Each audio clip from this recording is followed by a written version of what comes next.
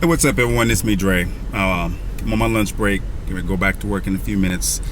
Early this morning, I read this story about behavioral therapist Charles Kinsey in Miami, Florida. It goes without saying that being black makes you an immediate threat. You have law enforcement shooting and killing black people, and it seems like the numbers are growing on a daily basis. It's the middle of 2016, and I still think back to Jesse Williams' speech where he said, we've been looking at the data, and we know that police somehow manage to de-escalate, disarm, and not kill white people every day.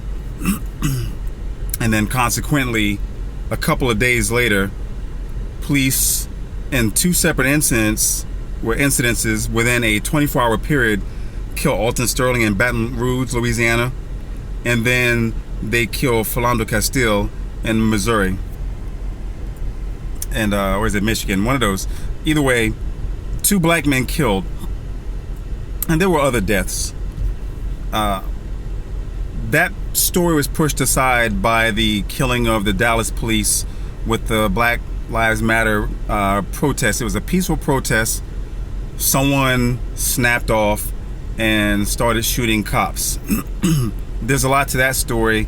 I'm not really much of a conspiracy theorist, but I smell a whole bunch of bullshit with that, and that'll be for a different story if I ever decide to do that. But with this recent story, Charles Kinsey, he was working with his autistic patient. Someone called the police because they said that they saw a man with a gun walking down the street, the autistic patient. The cops arrived on the scene. Kinsey was with his patient, saw the police roll up. He laid on the ground with his hands up, giving himself up, just letting them know that he is not a threat. I watched the video. You can hear Kinsey yelling, he's not a threat, basically. He's got a toy truck. He doesn't have a gun, he's got a toy truck.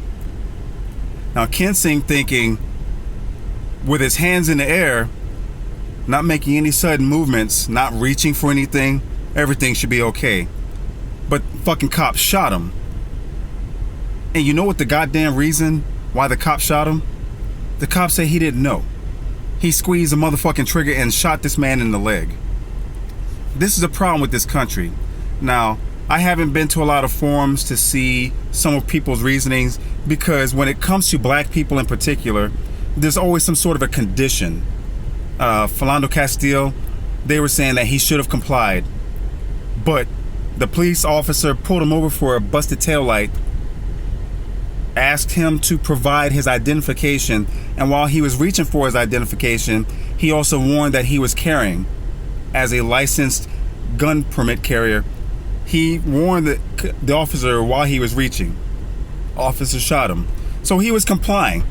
But people, typically white people, say he should have complied. When black people comply, they get shot. When you say he shouldn't have resisted arrest, the last time I fucking checked, resisting arrest simply means I refuse to be detained.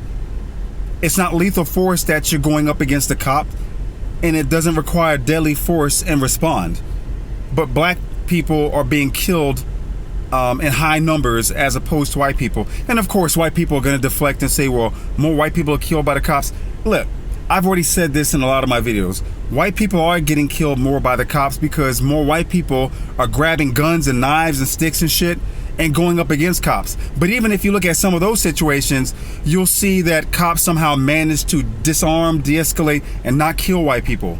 But for the most part, yes, more white people, armed white people, because white people never say unarmed, they say white people. The key word is unarmed. More unarmed black people are getting killed by the cops. But more armed white people are trying to think that it's okay corral and trying to have a shootout with law enforcement. So yes, the motherfuckers deserve to die. If it was a black person that was taking up guns and trying to shoot cops, then yes, they deserve to fucking die. But that's not the case. Black people are immediately seen as a threat.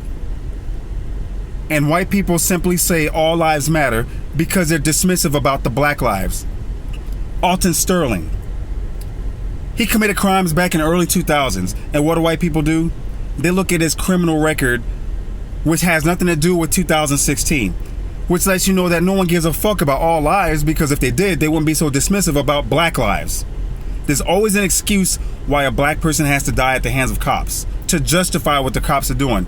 And then they want to talk about, and I'm talking about white people, they're talking about black on black crime. Listen, when Tyrone kills Ray Ray, Tyrone gets caught, Tyrone gets prosecuted, Tyrone gets sentenced to life. When Officer Bob kills Tyrone, Officer Bob gets put on administrative leave. Internal Affair will do some bullshit investigation, half-assed by the way, and then Officer Bob gets a ticker tape parade because he shot one nigger, and that's one less nigger on the street, and then he's back on the beat. Similar to where Officer or Sergeant Daniel Pantaleo choked out Eric Garner, but Sergeant Kinsey Adonis, who arrived after Garner was already dead, a black sergeant, the senior officer on the scene, was fired. And now 2 years later, they're trying to say Pantaleo is gonna have charges pressed against him. Bullshit. So if you're white, and this is not an attack on all white people, this is for motherfuckers that fit the category. If you don't give a shit about black people, just come out and say it. One less nigga on the street. You know you want to say that. Or would you prefer your coon-ass advocate David Clark to say it for you? Because you're comfortable with a black man putting down black people. That way, he's doing most of the work for you. And by the way, fuck David Clark. House nigga. Anyway, if you like this video, hope that you like, subscribe, and share. Don't forget to check me out on Facebook. Peace.